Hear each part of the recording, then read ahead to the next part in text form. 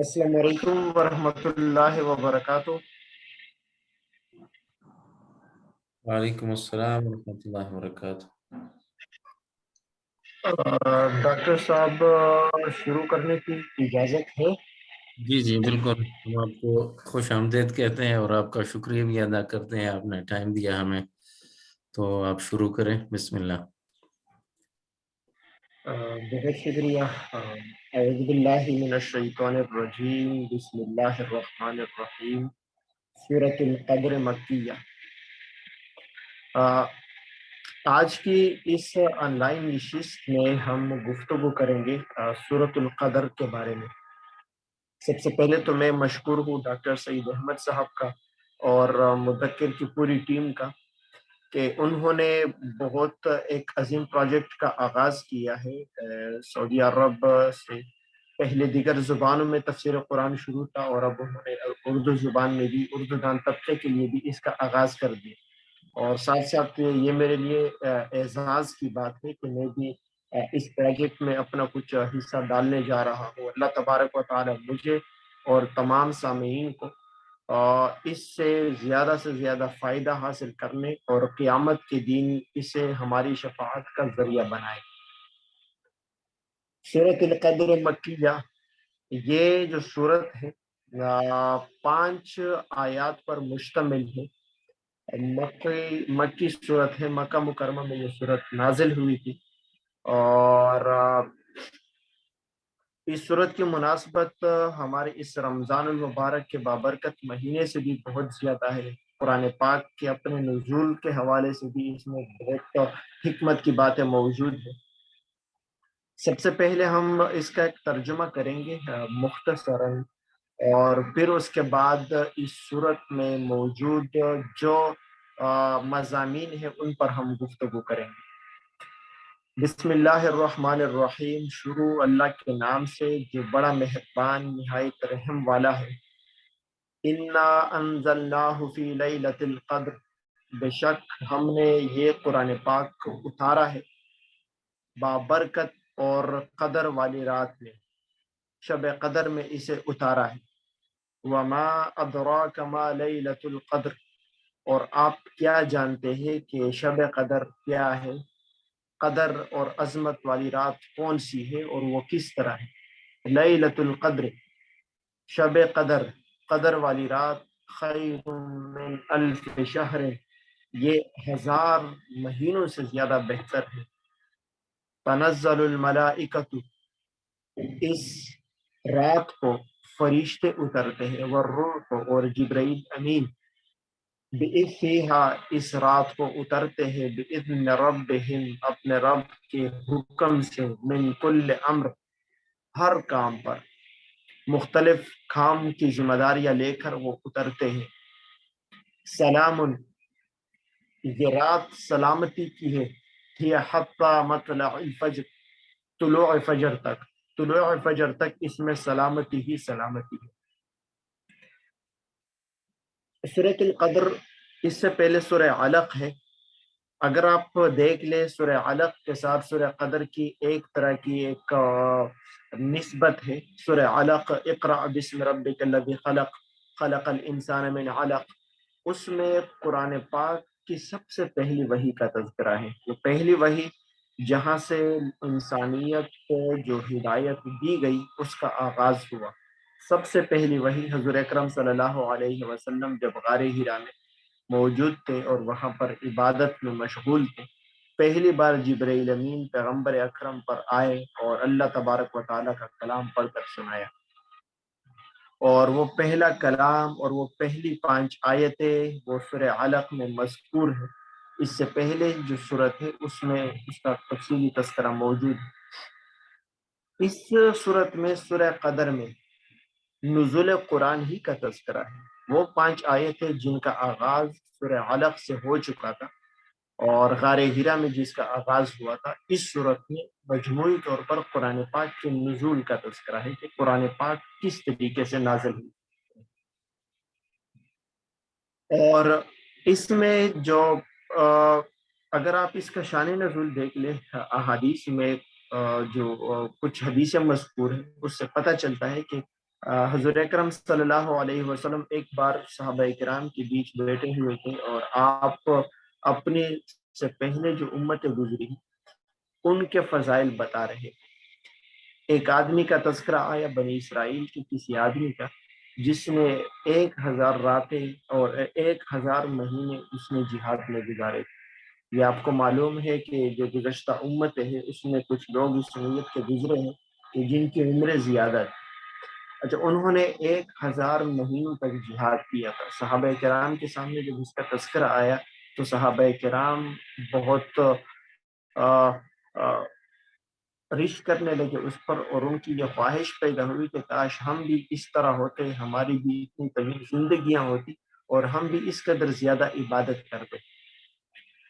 اس میں اللہ تبارک و تعالیٰ نے یہ آیات اور یہ صورت نازل فرمائی اور یہ بتایا صحابہ کرام کو کہ آپ لوگوں کو بھی یہ شرف اور یہ فضیلت حاصل ہو سکتا ہے۔ ان کو اگر 1000 مہینوں تک محنت کرتے تھے، عبادت کرتے تھے، آپ کو بھی میں نے ایک رات اس نوعیت کی دی ہے کہ اس میں اگر آپ عبادت کریں گے، اللہ تبارک و تعالیٰ کا قرب حاصل کریں گے، تو آپ کو بھی اتنی ہی عظیم فضیلت حاصل ہوگی جو فضیلت ان کو 1000 مہینوں کی عبادت سے حاصل ہوتی۔ یہ اس کا شان نزول ہے، اور اس مجلس کے بعد اس سورت کا نزول ہوتا ہے۔ انا انزلناہ فی لیلۃ القدر، لیلۃ القدر، وہ جو 1000 مہینوں کے برابر ثواب جس کو ملتا ہے وہ اسی شب قدر میں ہی اسے ملتا ہے۔ اس صورت میں اگر آپ مضامین کا تذکرہ کریں گے کہ اس میں کون کون سے مضامین کا ذکر ہے، تو سب سے پہلی جو آیت ہے انا انزلناہ فی لیلۃ القدر، بے شک ہم نے یہ قرآن پاک اتارا ہے لیلۃ القدر۔ قرآن پاک کے نزول کا تذکرہ ہو رہا ہے کہ اسے ہم نے شب قدر میں اتار دیا۔ یہ یاد رکھے کہ قرآن پاک کا نزول 2 طرح ہوا ہے، ایک لوح محفوظ سے آسمانی دنیا تک، اور ایک آسمانی دنیا سے زمین تک اور اس کائنات میں عام لوگوں تک۔ قرآن پاک کا نزول جو لوح محفوظ سے ہوا ہے وہ ہوا ہے یکبارگی، اور وہ ہوا ہے شب قدر کو، لیلۃ القدر کو، رمضان المبارک کے اس جو آخری عشرہ ہے اس میں جو ایک رات آتی ہے انتہائی برکت والی رات، اس رات میں قرآن پاک کا نزول ہوا ہے یکبارگی، اور یہ آسمانی دنیا تک ہوا ہے۔ اس سے آگے جو نزول ہوا ہے زمین پر وہ 23 سال کے مختلف دورانیے میں یہ اس کا نزول ہوا ہے، اور یہ نزول بھی اس طور پر ہوا ہے الگ الگ مراحل میں، کہ چونکہ قرآن پاک کتاب ہدایت ہے، لوگوں کو ہدایت دینے کا سب سے اچھا طریقہ یہ ہے کہ آپ لوگوں کو جس چیز کی ضرورت ہو اس کے حساب سے ہی جب کوئی آیت نازل ہوتی ہے تو وہ باتیں لوگوں کے ذہنوں میں جلدی بیٹھ جاتی ہے۔ اس سے پہلے جو دیگر آسمانی کتابیں اتری ہیں، چاہے تورات ہو، زبور ہو یا انجیل ہو، وہ تدریجاً نہیں ہے، وہ ایک بارگی ہی اتری ہے، اور قرآن پاک چونکہ قیامت کے دن تک کے لیے ہے، اس میں ہر آدمی پر مختلف طرح کے حالات آتے ہیں، اور ہر حالت کے حساب سے الگ صورتیں اور الگ آیتیں آتی ہیں۔ اس لیے صحابہ کرام جب پیغمبر اکرم کے سامنے ہوتے تھے، ان کو جب بھی کوئی مسئلہ پیش آتا تھا وہ اس پیغمبر اکرم سے پوچھ لیتے تھے، یا ان کے دل میں یہ ایک تجسس پیدا ہوتا تھا، اور اسی کے حساب سے آیت نازل ہوتی۔ کبھی کبھار صحابہ کرام میدان جہاد میں ہوتے تھے، ان کو جنگی حکمت عملی، جنگی آداب کی ضرورت پیش آتی تھی، جنگ کے احکامات کی ضرورت پیش آتی تھی، اور اللہ تبارک و تعالیٰ کچھ خاص آیات نازل فرماتا اس جنگ کے حوالے سے۔ کبھی کبھار وہ معاشرتی کسی اصول کے طلبگار ہوتے تھے، جیسے سورہ حجرات میں اور سورہ نور میں تفصیلات مذکور ہیں کہ اس وقت ان کو ایک معاشرتی مسئلہ درپیش آتا تھا، اور اس معاشرتی مسئلے کے حل کے لیے اللہ تبارک و تعالیٰ ان کو کچھ خاص ہدایات دے دیتا ہے۔ کبھی کبھار ایسا ہوتا تھا کہ وہ کسی اور ان کے جو کوئی عائلی مسئلہ پیش آتا تھا، کوئی مالی مسئلے ان کو پیش آتے تھے، اور اس کے حساب سے وہ پیغمبر، اس کے حساب سے اللہ تبارک و تعالیٰ کچھ خاص آیتوں کا نزول فرماتا تھا۔ اس سے معلوم ہوا ہے کہ قرآن پاک کا نزول جو تدریجاً ہوا ہے، 23 سال کا عرصہ لگا ہے، یہ انسانوں کی فلاح اور بھلائی کے لیے ہے، تاکہ ان کو جب بھی جس چیز کی ضرورت ہو اس کے حساب سے ہی آیت نازل ہے۔ یہاں پر جو سورہ قدر میں نزول قرآن کا تذکرہ ہو رہا ہے، یہ یک بارگی نزول قرآن کا تذکرہ ہو رہا ہے کہ جب قرآن پاک یک بارگی نازل ہوا تھا آسمان دنیا پر، تو قرآن پاک میں کوئی کسی طرح کی کمی بیشی نہیں ہوئی ہے، یہ جو یک بارگی وہاں تک آ گیا ہے، اور اس سے آگے پھر 23 سال کا اس کو عرصہ لگا ہے۔ اور اس میں ایک اور بات جو سمجھنے کی ہے وہ یہ ہے کہ رمضان المبارک انتہائی بابرکت مہینہ ہے۔ نہ صرف یہ کہ قرآن پاک کا نزول اس مہینے میں ہوا ہے، بلکہ اس سے پہلے جو دیگر کتابیں ہیں ان کا بھی نزول اسی مہینے میں ہی ہوا ہے۔ قرآن پاک سے پہلے اگر آپ دیکھیں تو یہ صحف ابراہیم، جو ابراہیم علیہ والسلام پر جو صحیفے نازل ہوئے تھے، کچھ روایات سے پتہ چلتا ہے کہ وہ یکم رمضان کو وہ صحیفے نازل ہوئے تھے۔ تورات کے بارے میں ایک حدیث ہے کہ تورات کا نزول 6 رمضان کو ہوا تھا۔ اسی طریقے سے جو زبور ہے، زبور کا تذکرہ اس میں آتا ہے کہ 12 رمضان کو ہوا ہے، انجیل کا 18 کو آ گیا ہے، اور قرآن پاک کا جو نزول ہے وہ آخری عشرے میں آ گیا ہے، آخری عشرے میں شب قدر کی رات۔ تو رمضان المبارک بھی بابرکت مہینہ ہے، قرآن پاک بھی بابرکت کتاب ہے، ان کے بیچ میں ایک اچھا ربط ہے اور ایک گہرا ربط ہے۔ اس میں نزول کا آغاز اس بات کی دلیل ہے کہ قرآن پاک کو اگر کوئی عمل کرنا چاہے، اگر کوئی سمجھنا چاہے، سب سے اچھا اور بہترین طریقہ اور بہترین ذریعہ یہ ہے کہ کم از کم آپ رمضان المبارک سے کسی نئے قرآن پاک کی تلاوت کا آغاز کریں۔ اس میں آپ جب قرآن پاک کو وقت دیتے ہیں، قرآن پاک کو جس قدر آپ ٹائم زیادہ دیں گے، اس سے آپ زیادہ انوارات اور زیادہ تجلیات آپ حاصل کر سکتے ہیں۔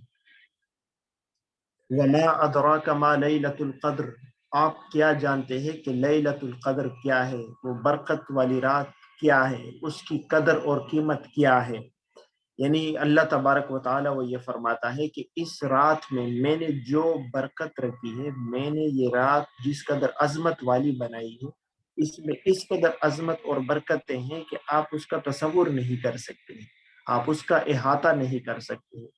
وہ رات کہ اس میں اگر آپ عبادت کر لیتے ہیں، آپ کو اس قدر فضیلت اور آپ کو اس قدر ثواب ملے گا کہ اس ثواب کے حصول میں بنی اسرائیل کے لوگ 1000 راتوں تک مسلسل عبادات کرتے تھے، وہ ہزاروں مہینوں تک وہ عبادت کرتے تھے اور اس کے بعد اس مقام تک پہنچ جاتے تھے، اور میں نے وہ رات آپ لوگوں کو اس رمضان المبارک میں دی ہے۔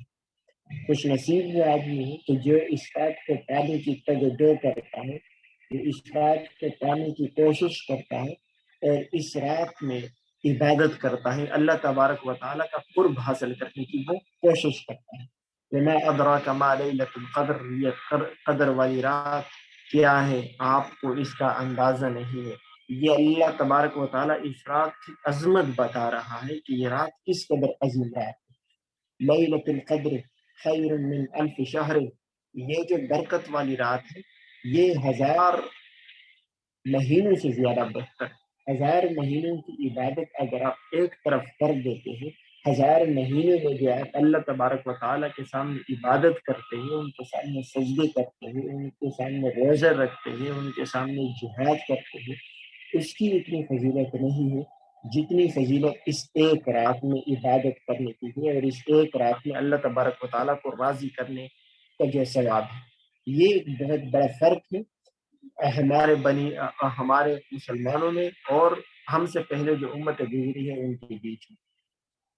ایک حدیث میں ہے کہ پیغمبر اکرم فرماتا ہے کہ کچھ مزدور ہیں، ایک مثال سے وہ یہ بات سمجھانا چاہتے ہیں، وہ فرماتے ہیں کہ کچھ مزدور ہیں جو صبح سے لے کر ظہر تک کام کرتے ہیں، اور ان کو ایک قرات پر مزدوری دی جاتی ہے۔ پھر کچھ اور مزدور آ جاتے ہیں، وہ ظہر سے لے کر عصر تک مزدوری کرتے ہیں اور ان کو بھی ایک قرات دیا جاتا ہے۔ اور پھر ایک اور گروپ آتا ہے، ایک اور طبقہ آتا ہے مزدوروں کا، وہ مزدوری کرتا ہے عصر سے لے کر مغرب تک، بہت محدود کم وقت کے لیے، اور اللہ تبارک و تعالیٰ ان کو 2 قرات اجر دے دیتا ہے۔ جو پہلی قومیں ہیں وہ جو پہلے 2 طبقے ہیں وہ کہتے ہیں کہ یا اللہ یہ تو ہمارے ساتھ کوئی حق تلفی ہو گئی ہے کہ ہم نے زیادہ محنت کی اور ہمیں کم اجر ملا۔ اللہ تبارک و تعالیٰ ان کو فرماتا ہے کہ نہیں، آپ کو اجر کم نہیں ملا، بلکہ بعد میں جو آنے والے لوگ ہیں ان کو میں نے اضافی طور پر انعام اور اکرام سے میں نے نوازا ہے۔ یعنی ایک آدمی اگر زندگی بھر عبادت کرتا ہے تو اس سے عبادت کا صلہ اللہ تبارک و تعالیٰ ان کو جنت میں داخل کر کے دیتا ہے۔ اب ہم سے پہلے جو لوگ اگر جن کی عمر زیادہ ہے، وہ اگر ایک آدمی کی عمر 1000 سال ہے، ایک آدمی کی عمر اگر 1500 سال کیوں نہ ہو، اس پہ لازم اور ضروری یہ ہوتا ہے کہ اس نے زندگی بھر اللہ تبارک و تعالیٰ کی بات مانی۔ اب وہ اگر عبادت کرتا ہے تو وہ 1000 سال تک عبادت کرتا ہے۔ دوسری جانب امت مسلمہ کہ جن کی عمر کم ہے اور بہت محدود عمر ہے، یہ اگر اس کم عمر میں بھی اس کم وقت میں بھی اللہ تبارک و تعالیٰ کو راضی کر لیتے ہیں تو اس کا ان کو اسی طرح ثواب ملتا ہے جو ثواب اس سے پہلے قوموں کو ملا ہے۔ اسی لیے ان کو جو زیادہ محنت کرتے تھے، ہمیں صرف اور صرف اس ایک رات کے لیے اگر زیادہ ہم عبادت کر لیتے ہیں تو اس کا ثواب ہمیں مل جائے گا۔ یہاں پر جو شب قدر ہے، لیلۃ القدر، اس کی واضح تعین نہیں تھی۔ اس کی تعین یہ بات آ جاتی ہے کہ شب قدر ہے کون سی ہے، اس کا ہمیں اندازہ کس طرح ہوگا کہ یہ شب قدر ہے یا نہیں ہے، اس کی ہم عبادت کس طریقے سے کریں۔ تو اس میں اگر آپ دیکھ لیتے ہیں کہ احادیث کا ذخیرہ احادیث میں پیغمبر اکرم جگہ جگہ کئی احادیث میں فرماتے ہیں کہ شب قدر کو آپ تلاش کریں رمضان المبارک کے آخری عشرے میں، اور پھر آخری عشرے میں طاق راتوں میں تلاش کریں۔ اس کی تھوڑی وضاحت ہوئی بھی ہے اور تھوڑی مزید وضاحت نہیں۔ اس کے پیچھے جو بنیادی حکمت ہے وہ بنیادی حکمت کیا ہے؟ وہ حکمت یہی ہے کہ اللہ تبارک و تعالیٰ کی منشا یہ ہے کہ ہم زیادہ سے زیادہ عبادت کریں۔ عام مہینوں سے رمضان المبارک کی فضیلت زیادہ ہے، پھر رمضان کے دنوں میں آخری عشرہ جو ہے اس کی فضیلت زیادہ آ جاتی ہے، پھر آخری عشرے کے اندر بھی لیلۃ القدر کی فضیلت اور زیادہ بڑھ جاتی ہے۔ اسی طریقے سے جب رمضان میں ہم عبادت کرتے ہیں تو دن میں بھی ہم عبادت کر لیں اور رات میں بھی، رات کی عبادت زیادہ اللہ تبارک و تعالیٰ کو قریب رہتی ہے، اور رات میں اللہ تبارک و تعالیٰ زیادہ انوارات دیتا ہے انسان۔ اس میں اللہ تبارک و تعالیٰ نے اس لیلۃ القدر کو مبہم رکھا ہے، اس لیلۃ القدر کی زیادہ وضاحت نہیں، یہ صرف اس لیے تاکہ انسان اس کی تلاش میں زیادہ سے زیادہ وہ محنت کرے، زیادہ سے زیادہ اللہ تعالیٰ کی عبادت کرے اور اللہ تبارک و تعالیٰ کو زیادہ سے زیادہ خوش کرے۔ اب اس لیے کچھ احادیث میں تو یہاں تک آتا ہے کہ لیلۃ القدر رمضان المبارک میں کہیں پر بھی یہ رات آ سکتی ہے، اور بعض روایات میں پتہ چلتا ہے کہ نہیں، آخری عشرے کے اندر یہ ہو سکتا ہے، اور بعض میں ہے کہ آخری عشرے کی جو طاق راتیں ہیں اس میں یہ ہو سکتا ہے۔ اچھا، کچھ روایات اس نوعیت کی بھی ہے کہ اس میں 23 کا تذکرہ بھی ہے، 27 کا تذکرہ بھی ہے۔ تو ایک تو آپ یہ سمجھ لیں کہ یہ کوئی رات کوئی خاص نہیں ہوتا کہ ہر سال ایک خاص دن میں ہی یہ رات آئی ہے۔ پھر ساتھ یہ بھی ہے کہ یہ بھی ہو سکتا ہے کہ کبھی ایک جگہ پہ ہو رات اور کبھی دوسری جگہ پہ۔ اصل جو منشا ہے، اصل جو حکمت ہے وہ یہ ہے کہ ہم کم از کم رمضان المبارک کا جب ہم مہینہ آتا ہے تو اس میں زیادہ سے زیادہ عبادات کرنے کی کوشش کریں، اور وہ دن کے بجائے رات کو زیادہ سے زیادہ عبادت کریں۔ یہ ایک مہینہ ہے، اس ایک مہینے میں کم از کم ہماری روٹین میں کچھ فرق آنا چاہیے۔ جب ہم 11 مہینے جس طریقے سے زندگی گزارتے ہیں، اس ایک مہینے میں اس سے فرق آنا چاہیے کہ کم از کم اس میں ہم زیادہ فرق لے کر آئے، اور اس میں بھی جب ہم عبادت کرتے ہیں رات کی عبادت اس کی فضیلت زیادہ آتی ہے، اور یہ بھی جو لیلۃ القدر ہے یہ بھی رات ہی ہے۔ حدیث میں آتا ہے کہ اس امت کو تب تک خیر ہی ملتا رہے گا جب تک یہ لوگ سحری دیر سے کرتے رہیں گے اور افطاری جلدی کرتے رہیں گے۔ یعنی یہ خود مسنون عمل ہے کہ سحری آپ بالکل آخر وقت تک کریں جب تک وہ سائرن نہ بجے، اور افطاری جیسے اذان ہو جائے اس وقت فوراً آپ افطاری شروع کریں۔ سحری کو دیر سے کرنا اور افطاری جلدی کرنا یہ مسنون طریقہ ہے۔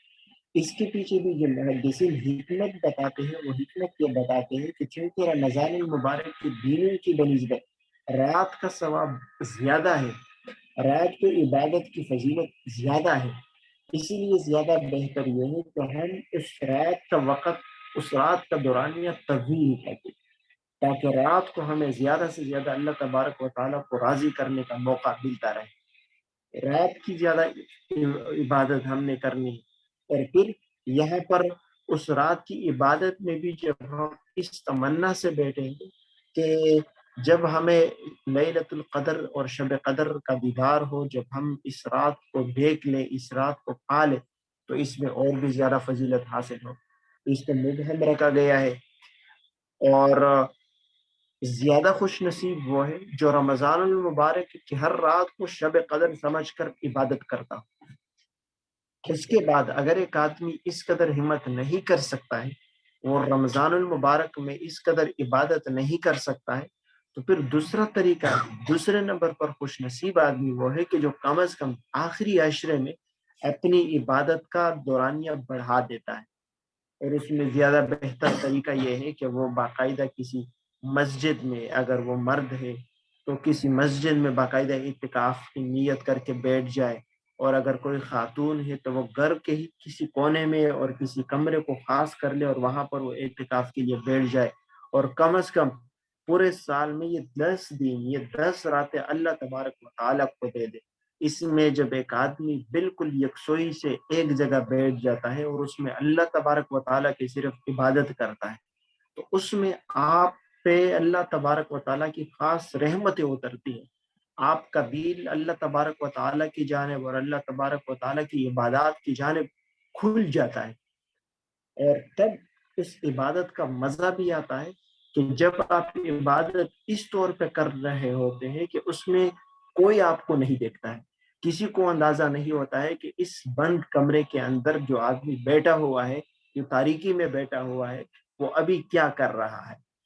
اور وہ جب آپ پوری دنیا سے لا تعلق ہو جاتے ہیں، وہ 10 دن اور 10 راتیں آپ اللہ تبارک و تعالیٰ کی رضا کے لیے وہاں گزار لیتے ہیں اعتکاف میں، تو یہ اللہ تبارک و تعالیٰ کے آپ کو بہت قریب کر دیتا ہے۔ ایک حدیث میں آتا ہے کہ حضرت موسیٰ علیہ الصلاۃ والسلام کو جب تورات دیا جا رہا تھا تو ان کو اس کو 30 دن تک عبادت کا کہا گیا۔ 30 دن اس نے عبادت کی اور روزے رکھے، پھر اس کے بعد وہ قرآن پاک میں بھی ہے کہ اس کو پھر مزید 10 دنوں کا مزید کہا گیا کہ آپ 10 دن مزید کریں۔ اچھا، 40 دن جب اس نے یہ عبادت کی، اس کے بعد اس کو تورات دی گئی اور اس کو اللہ تبارک و تعالیٰ سے ہم کلام ہونے کا شرف عطا کیا گیا۔ مفسرین فرماتے ہیں کہ ہمیں مسلمانوں کو یہ شرف، یہ فضیلت اسی رمضان میں حاصل ہو جاتا ہے۔ رمضان المبارک کے مہینے میں جب ایک مسلمان 30 روزے رکھ لیتا ہے تو وہ حضرت موسیٰ علیہ الصلاۃ والسلام کی 30 دن کی عبادت اور روزے کے برابر آ جاتا ہے۔ پھر اس کے بعد جب وہ 10 دن اعتکاف کر دیتا ہے تو جو حضرت موسیٰ علیہ الصلاۃ والسلام کو مزید 10 دن کا کہا گیا تھا، ایک مسلمان بھی اس کی پیروی میں مزید 10 دن اعتکاف کر لیتا ہے۔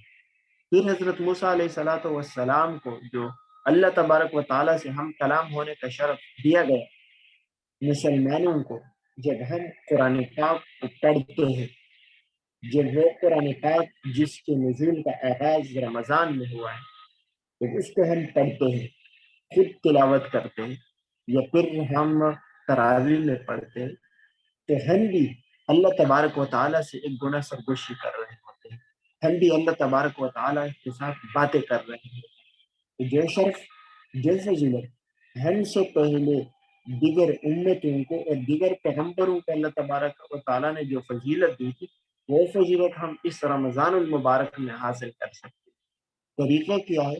طریقہ یہی ہے کہ ہم اس رمضان المبارک کو صرف اور صرف بھوک اور پیاس کا ہی وہ نہ بنائے کہ اس رمضان کا مقصد صرف یہ ہے کہ آپ کھانا نہ کھائیں، صرف یہ ہے کہ آپ پانی نہ پئیں، بلکہ ہم کم از کم اپنی روٹین اس نیت کی بنا دیں کہ کم از کم ہم اپنے 11 مہینوں سے آپ کا ہمارا یہ مہینہ زیادہ بہتر ہو، اس میں اللہ تبارک و تعالیٰ کے ہم زیادہ قریب ہو، اس میں ہم اللہ تبارک و تعالیٰ کے سامنے توبہ طائب ہو، دین کو بھی اللہ تبارک و تعالیٰ کی عبادت کرے، اور رات کو بھی کچھ حصہ ضرور اللہ تبارک و تعالیٰ کو دے اور کچھ حصہ ضرور اللہ تبارک و تعالیٰ کی عبادت کرے۔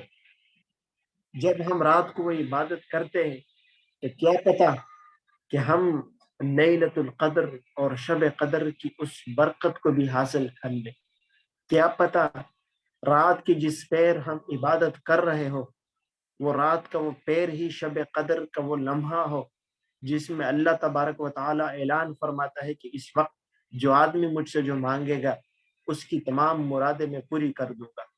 کیا پتہ کہ اس رات کے اس پہر جب ہم اللہ تبارک و تعالیٰ کے سامنے توبہ طائب ہو رہے ہو وہ مرحلہ اور وہ لمحہ ہو کہ اللہ تبارک و تعالیٰ کی جانب سے یہ اعلان ہو کہ اس وقت جو آدمی توبہ طائب ہو رہا ہے میری جانب سے اس کے پچھلے تمام گناہ معاف ہیں۔ اس کی عظیم فضیلت ہے، اس لیے رمضان المبارک میں ہم کم از کم کچھ وقت بقیہ راتوں کی بنسبت بقیہ دنوں کی بنسبت عبادات کو زیادہ وقت دیں۔ رمضان المبارک میں ہم اللہ تبارک و تعالیٰ کے زیادہ قریب ہوں۔ اگر دن بھر اگر پورے رمضان میں اگر تمام راتوں میں ہم عبادت نہ کر سکیں تو کم از کم جب آخری عشرہ آ رہا آخری عشرے میں تو ہم عبادت کر لیں، بہتر اعتکاف ہے۔ اگر کوئی آدمی وہ اعتکاف نہیں کر سکتا ہے، اس کی کوئی بھی مجبوری ہو، کسی طرح کی بھی اس کی ضروریات ہو جس کی وجہ سے وہ اعتکاف میں نہیں بیٹھ سکتا، تو کم از کم ہم یہ کر سکتے ہیں کہ ہم اس میں خود جب بھی رات کو ہمیں موقع مل جاتا ہے، چاہے 15 منٹ کیوں نہ ہو، چاہے آدھا گھنٹہ اور 1 گھنٹہ کیوں نہ ہو، جس قدر ہو سکے ہم یہ پابندی کریں، ہم یہ روٹین بنائیں کہ ہم نے کچھ وقت عبادت کرنی ہے اور اس میں ہم نے اللہ تبارک و تعالیٰ کی تلاوت کرنی ہے، اللہ تبارک و تعالیٰ کے سامنے ہم نے توبہ طائب ہونا ہے۔ یہ بھی اگر نہیں ہو سکتا ہے تو کم از کم جو طاق راتیں ہیں 21، 23، 25، 27 اور 29 اس میں ہم عبادت کریں۔ اگر یہ بھی مشکل ہے ہمارے لیے تو کم از کم جو 23ویں رات ہے اور 27ویں ہے اس میں تو ہم زیادہ عبادت کریں۔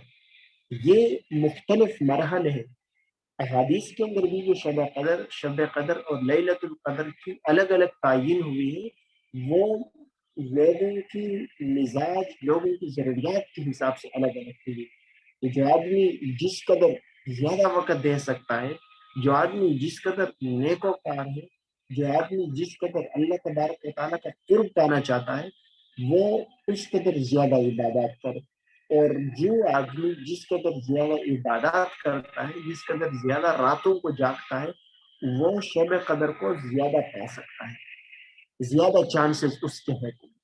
کیونکہ اگرچہ یہ ممکن ہے کہ آخری عشرے کی طاق راتوں میں ہو، لیکن یہ بھی ہو سکتا ہے کہ تمام پورے عشرے میں کہیں پر بھی آئے، یہ بھی ہو سکتا ہے کہ پورے رمضان میں وہ کہیں پر بھی آئے، زیادہ چانسز صرف وہیں پر ہے، یہ مکمل ایسا نہیں ہوتا کہ صرف وہیں پر ہی کہ لیلۃ القدر آ جاتا ہے۔ اس لیے یہ فضیلت حاصل کرنے کے لیے ضروری یہ ہے کہ ہم زیادہ سے زیادہ وقت زیادہ سے زیادہ ہم عبادت کریں۔ اس میں تنزل الملائکۃ والروح فیہا بإذن ربہم من کل امر، اس رات کو فرشتے اور روح جبرائیل امین اترتے ہیں اللہ تبارک و تعالیٰ کی اجازت سے، اللہ تبارک و تعالیٰ کے حکم سے اترتے ہیں ہر طرح کے کام پر۔ مفسرین نے اس آیت کے 2 طرح کی تفسیر کی ہے۔ ایک تفسیر یہ کی ہے کہ اس رات کو جو لوگ عبادت کرتے ہیں، بہت سارے لوگ اس میں عبادت میں مشغول رہتے ہیں. اللہ تبارک و تعالی خصوصی حکم دیتا ہے جبرائیل امین کو، جو فرشتوں کا سردار ہے، اور دیگر فرشتوں کو، ان کو حکم دیتا ہے کہ آپ لوگ کائنات کی جانب، انسانوں کی جانب جائیں. جو آدمی عبادت کر رہا ہے اس کو میری جانب سے سلام کہیے، اس پر میری جانب سے سلامتی ہو، اس پر خصوصی رحمتوں اور برکتوں کا نزول ہے. اور جبرائیل امین اور دیگر فرشتے وہاں سے روانہ ہوتے ہیں اور اپنا اپنا حکم لے کر انسانوں کے پاس پہنچتے ہیں. ایک اور تفسیر اس آیت کی جو بیان کی گئی ہے وہ یہ ہے کہ جو تقدیر ہے، یہ تقدیر، جو لیلۃ البرات، جو 15 شعبان کو احادیث میں آتا ہے کہ 15 شعبان کو انسانوں کی تقدیریں لکھی جاتی ہیں. اور وہ تقدیریں جو لکھی جاتی ہے اس وقت لکھی جاتی ہے لیلۃ البرات میں، شب برات میں، اور شب قدر میں ان تقدیروں کا نزول ہوتا ہے. اللہ تبارک و تعالی ہر انسان کے لیے جو کچھ لکھا ہوتا ہے اس سال میں وہ فرشتوں کے حوالے کر دیا جاتا ہے، اور وہ فرشتے ان کو لے کر اس زمین کی جانب روانہ ہو جاتے ہیں. جو جس کے پاس جو حکم ہوتا ہے وہ حکم لے کر روانہ ہو جاتے ہیں. یہاں پر ایک سوال پیدا ہوتا ہے، جو سوال ہمارے ہاں تقدیر کے ایک مسئلے سے متعلق ہے، اور وہ تقدیر کا مسئلہ جو بہت زیادہ پیچیدہ سمجھا جاتا ہے. اکثر جو ہمارے اس دور کی جو تحریریں ہیں ان کی جانب سے بھی اس میں ایک سوال پیدا ہوتا ہے کہ مسئلہ تقدیر اگر پہلے سے واضح ہے، اگر پہلے سے یہ بات متعین ہے کہ ہماری تقدیر پہلے سے لکھی جا چکی ہے، 1 سال پہلے ہماری تقدیر لکھی جاتی ہے. اچھا، اس میں ہے، احادیث میں ہے کہ ایک انسان جب پیدا ہوتا ہے اس سے پہلے ہی اس کی تقدیر لکھی جاتی ہے کہ یہ زندگی بھر کیا کرے گا. پھر شب برات میں اس 1 سال میں جو کچھ کرتا ہے وہ باتیں لکھی جاتی ہیں. شب قدر میں تنزل الملائکۃ والروح فیہا بإذن ربہم من کل امر، اس میں ملائکہ وہ تقدیر لے کر اترتے ہیں. اگر ہماری تقدیر پہلے سے لکھی ہوئی، اگر جو کچھ ہم نے کرنا ہے، چاہے اچھا کرنا ہو چاہے برا کرنا ہو، اگر وہ سب کچھ لکھا ہوا ہے، تو پھر ہمیں ہماری اچھائی پر کوئی ثواب کیوں ملتا ہے، ہماری برائی پر کوئی گناہ کیوں ملتا ہے؟ کیونکہ اگر جو بات میرے لیے میری تقدیر میں کوئی بات لکھی ہوئی ہے پہلے سے کہ آپ نے اس طرح کرنا ہے، میں اگر کر لیتا ہوں اس میں تو میرا کمال نہیں ہے، اس میں میرا کوئی گناہ ہے، کیونکہ یہ تو میرے لیے پہلے سے لکھا ہوا ہے. اللہ تبارک و تعالیٰ نے میرے لیے یہ لکھا ہے. یہ پھر کیا مقصد بن جاتا ہے؟ یہاں پر یہ بات میں آپ کو انتہائی آسان الفاظ میں سمجھاؤں گا. مسئلہ تقدیر جس قدر لوگوں نے مشکل سمجھا ہے، یہ اس قدر آسان ہے، یہ مشکل نہیں ہے. نہیں یہ اس طریقے سے ہے کہ آپ کوئی کہہ دے کہ یہ کوئی irrational ہے یا illogical ہے یا کوئی نامعقول سا ہو، یا یہ انتہائی آسان مسئلہ ہے. مسئلہ تقدیر میں ایک انسان کی تقدیر لکھی ہوئی ہے، اس کا مقصد آپ سمجھ جائے. تقدیر کہتے ہیں اندازے کو کہتے ہیں، میجرمنٹ کو کہتے ہیں، کہ جب آپ کسی چیز کی پیمائش کرتے ہیں، کسی چیز کا جب آپ اندازہ لگاتے ہیں، اس کو کہتے ہیں تقدیر. میں آپ کو ایک آسان مثال سے سمجھاتا ہوں. ایک انسان، جب ہم کوئی گاڑی بناتے ہیں، ایک انجینئر، ایک میکینک جب گاڑی بناتا ہے تو اس کو گاڑی کے ایک ایک چیز کا پتہ چلتا ہے کہ یہ گاڑی اس طریقے سے کام کرے گی، اس میں اتنا پٹرول ڈالیں گے تو فلاں جگہ تک جائے گی، اور اس میں اتنا پٹرول نہیں ہوگا تو فلاں جگہ تک نہیں جائے گی. اس کو اندازہ ہوتا ہے، اس کو پتہ ہوتا ہے. ایک اور مثال، پھر اس کے بعد میں یہ باتیں آپ کو سمجھاتا ہوں. ایک انسان، جب ہم روبوٹ بناتے ہیں، اگر ہم اپنی کوئی کریشن کر لیتے ہیں، جو چیز ہم خود اپنے حساب سے بنا دیتے ہیں، تو کم از کم یہ بات تو آپ سمجھتے ہیں کہ جو کریٹر ہوتا ہے اور ایک کریشن ہے، کریٹر کا علم کریشن سے بہت زیادہ ہے. جو چیز آپ خود بنا دیتے ہیں اس کے ذرے ذرے سے آپ واقف ہوتے ہیں کہ یہ کس نیت کا کام کرے گا. چاہے ہم نے اپنے حساب سے اپنی گاڑی بنائی ہو، چاہے ہم نے اپنے حساب سے روبوٹ بنایا ہو، یا دیگر جو چیزیں ہم بنا دیتے ہیں، ان کا جتنا سسٹم چل رہا ہوتا ہے اس کی سسٹم کے ایک ایک ذرے کا اس بندے کو جو کریٹر ہوتا ہے، جس نے بنایا ہوتا ہے، وہ اس کو سمجھتا ہے اور اس کو جانتا ہے، اور اس کا علم اس سے زیادہ ہوتا ہے، علم زیادہ ہے. اب اس کے بعد ایک اور بات میں آپ کو بتاتا ہوں. ہمارے ہاں ہم خود ایک اندازہ لگاتے ہیں اس ملک کے اندر، اس پاکستان کے اندر سیاسی انتشار موجود. میں بھی ایک اندازہ لگاتا ہوں کہ یہ جو موجودہ انتشار موجود ہے یہ 1 سال بعد ممکن ہے اس نوعیت کا کام ہو جائے. اس سے آپ بھی کوئی اندازہ لگائیں گے، فلاں بھی کوئی اندازہ لگا دیتا ہے. اچھا، میرا اندازہ غلط ہو سکتا ہے، آپ کا اندازہ غلط ہو سکتا ہے. جو ہم میں سے زیادہ مدبر، جو زیادہ دانشور ہوتا ہے، اس کا اندازہ اکثر زیادہ ایکوریٹ ہوتا ہے، زیادہ پرفیکٹ ہوتا ہے. وہ جب وہ آدمی ایک اندازہ لگاتا ہے کہ اس ملک کی یہ جو صورتحال چل رہی ہے، اس کا مستقبل یہ ہو سکتا ہے کہ فلاں بندہ وزیر اعظم بنے گا، فلاں بندہ آرمی چیف بنے گا، فلاں بندہ فلاں بنے گا، اور یہ اس نیت کا کام ہوگا اور اس نیت کا کام. یہ اندازہ لگانے سے، صرف اور صرف اندازہ لگانے سے یہ کبھی بھی نہیں ہو سکتا ہے کہ وہ سارا کام آپ کی مرضی اور آپ کے منشا سے ہو رہا.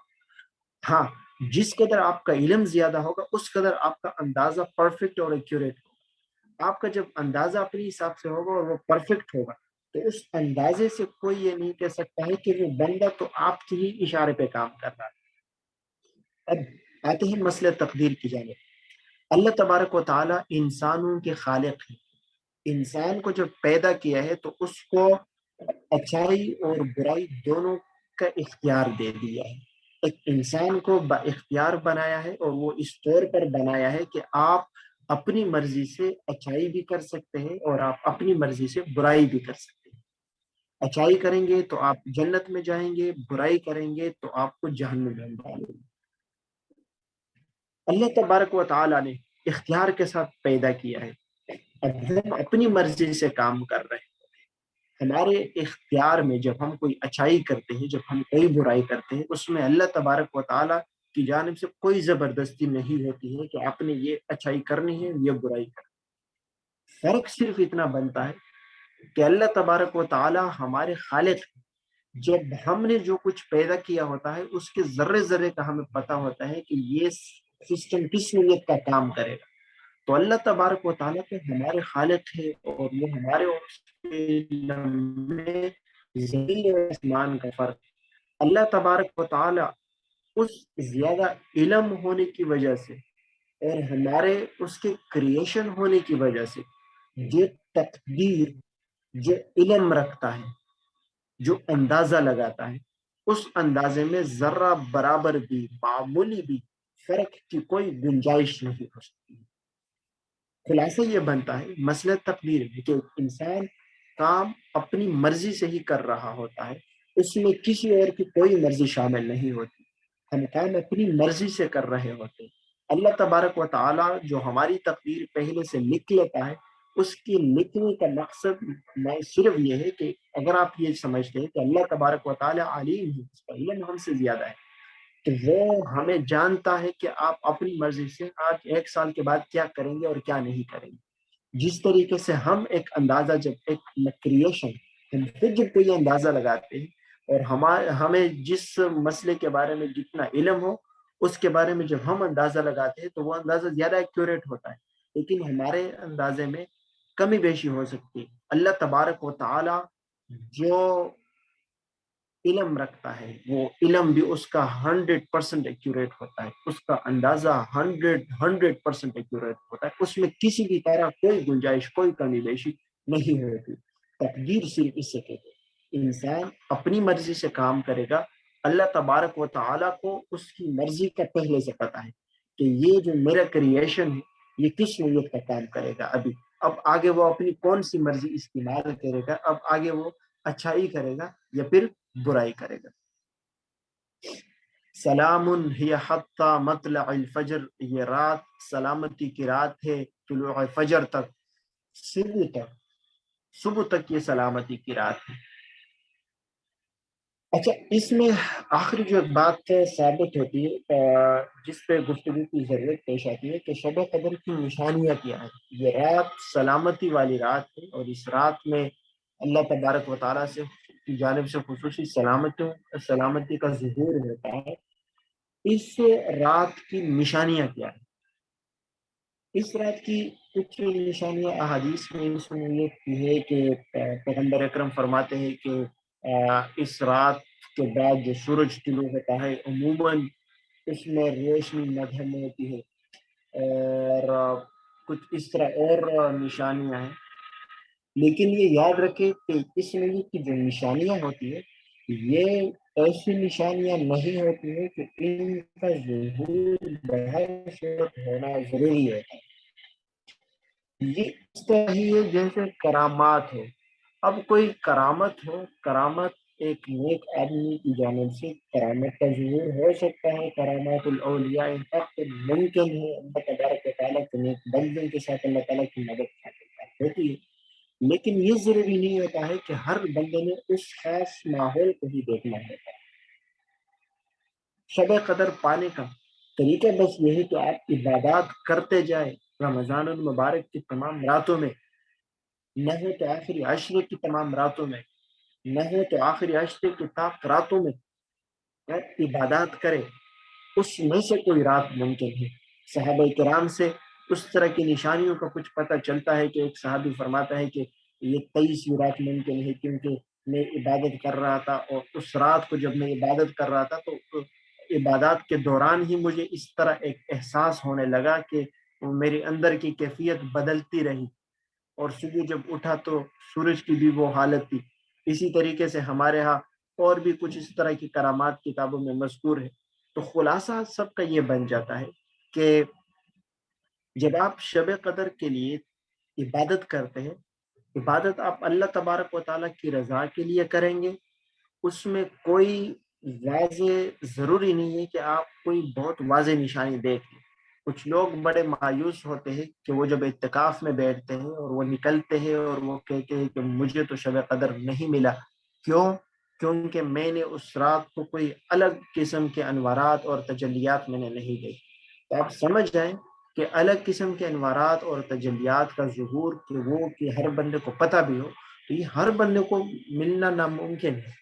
کہ خاص بندوں کو اللہ تبارک و تعالیٰ کی جانب سے وقتاً فوقتاً اس کا ایک ظہور ہو سکتا ہے، باقی لوگوں کے لیے وہ راتیں عام راتوں کی مانند ہی ہے۔ ہاں، جب ہم عبادات کریں گے، یہ یقینی ہے، یہ کنفرم ہے کہ جب آپ رمضان المبارک کو آپ عبادات کریں گے یا آخری عشرے میں کریں گے تو آپ کو اس رات کے پانے کے چانسز زیادہ سے زیادہ ہے، اور آپ جب اس وقت اللہ تبارک و تعالیٰ کی عبادت کرتے ہیں، اللہ تبارک و تعالیٰ سے کچھ مانگتے ہیں، تو اس کی قبولیت کے چانسز بہت زیادہ ہیں۔ یہ شب قدر، یہ قدر والی رات ہے، انتہائی عظمت والی رات ہے۔ اس کے پانے کی کوشش کرے، اس میں اللہ تبارک و تعالیٰ کی عبادت کی کوشش کرے، اور اس میں اللہ تبارک و تعالیٰ سے مانگنے کی کوشش کرے۔ اس میں جو آدمی جو مانگ لیتا ہے، اللہ تبارک و تعالیٰ اس کی وہ مرادیں پوری کر دیتا ہے۔ حضرت عائشہ صدیقہ رضی اللہ عنہا سے روایت ہے کہ میں نے پیغمبر اکرم سے فرمایا کہ اگر میں شب قدر کو پالوں تو میں کون سی دعا کروں؟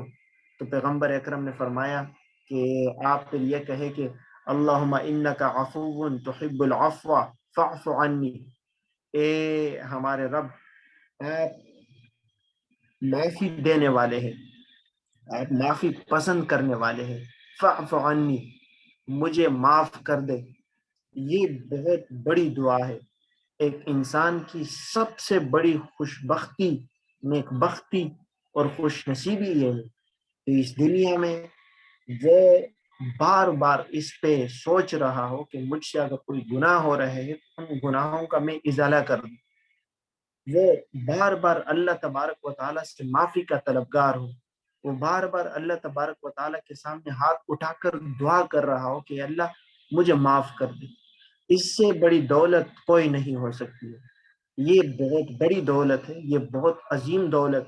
اگر کسی آدمی کو اس دنیا میں معافی مل جاتی ہے, اللہ تبارک و تعالی ہم سب کو رمضان المبارک کی رحمتیں اور برکتیں سمیٹنے کی توفیق عطا فرمائے, ہمیں شب قدر کو پانے کا موقع دے, اور ہمارے دلوں میں جو آرزوئیں ہیں ان کو پورا فرما دے, اور اس رمضان المبارک سے ہمیں مستفید ہونے کا موقع دے. اللہ تبارک و تعالی ہم سے راضی ہو. وآخر دعوانا ان الحمد للہ رب العالمین. جزاکم اللہ.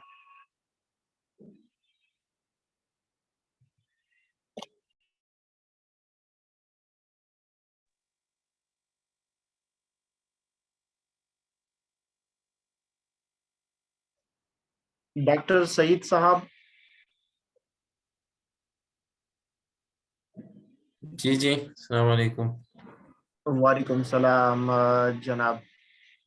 جزاک اللہ خیرن, بارک اللہ فیکم. ہم آپ کے شکر گزار ہیں. اللہ آپ کی باتوں پر ہمیں اور آپ اور سب کو عمل کی توفیق عطا فرمائے. تو حاضرین سے میری گزارش ہے, اگر کسی کا کوئی سوال ہے تو ڈاکٹر صاحب بیٹھے ہیں, سے پوچھ سکتے ہیں. پروگرام کے حوالے سے اگر کوئی بات ہو تو میں جواب دوں گا انشاءاللہ, اور اگر کوئی اس کے علاوہ کوئی علمی سوال ہے تو ہماری سعادت ہے ڈاکٹر صاحب ہمارے ساتھ ہیں تو آپ کو موقع دیتے ہیں.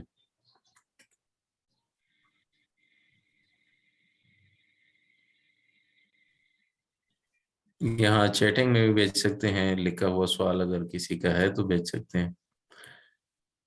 یہاں پر نہیں بھیجنا چاہے تو ہمارے واٹس ایپ گروپ ہے, اس پر آپ بھیج سکتے ہیں. یہ ویڈیو ہم نے ریکارڈ کی, انشاءاللہ فیس بک پہ اپلوڈ کریں گے.